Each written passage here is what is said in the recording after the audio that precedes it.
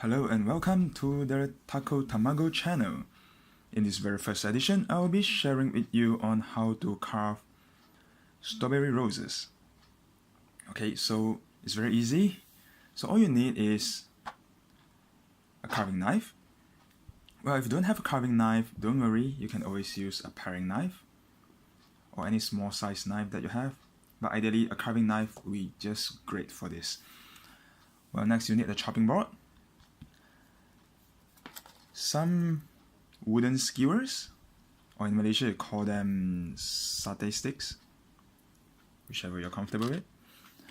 Well, last but not least, you need the main ingredient, which is this thing, strawberry. Okay, let's start. So let me try to zoom in a bit so that you can see better. Alright. Okay, so the first thing you want to do is to make sure the leaves are not attached to the berry. Okay, so you want to select a berry that, well, it doesn't grow awkwardly, or well, to the end of the berry, it doesn't grow to the side, so it will create a much better looking rose. Okay, so what you're going to do now is, let me just get my carving knife. Well, you want to follow the side of the berry, and you want to create a first layer of the petals. So by cutting not all the way and just press down. Well, ideally you want to have 4 petals for the berry. Well, if the berry is big enough, well, for example, for something like this size, it's bigger, you can have a 5th petal. Well, I just want to have a 4 petal for now. Okay, press down a bit. Make sure you don't cut all the way, or you'll be destroying the berry or the petal. Okay, you can see that. So you want to have a second layer by cutting in between. So don't go too thick.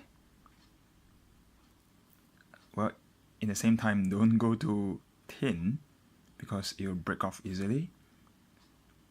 So don't worry about the size or the thickness of the petal. Well, roses don't grow in symmetrical order. As long as you create a petal effect, it should be fine. Okay, so as you can see, it started to take shape. You have 2 layers. It looks like a flower already. So if you want, you can actually cut the 3rd layer. Well, for this one, I'm just going to stick with the easier way. So now the tricky part, which is the last step of creating the rose, is you want to hold the core and cut it in a swirl motion all the way to the top, or you call it a spiral motion, and cut off the top part. So let me just do that. Well, the reason why I don't have a 3rd layer is because you have a much smaller space to work with the core. And well, for beginners like me, I wouldn't like that. Okay, so you can just cut all the way through the top, but be very careful with the handling of the knives. Okay, pluck off the top part. So what you're going to do now is, well, you want to press gently downwards on the core part. Let me just put this on the side, just gently, so you can see it become a layering effect.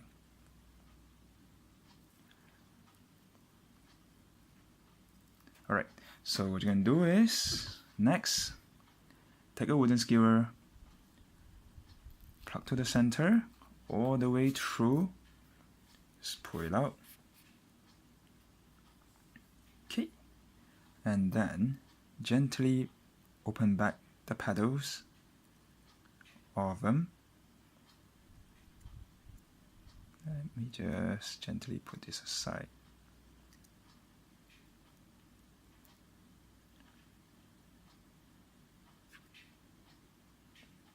Make sure all the petals are open nicely.